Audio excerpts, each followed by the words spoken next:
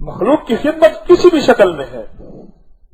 मैं जो कंधा दे जनाजे को, अगर जनाजा जन्नती है, सुन लें, अगर जनाजा जन्नती है और मैं अल्लाह पाक जल्ल शानहू इसके कंधे से वो गुनाह सारे हटा देगा, वो सारे गुनाह हटा देगा। इसलिए फरमाया दोनों कंधे दो, पहले दायां कंधा दो फिर बायां कंधा दो।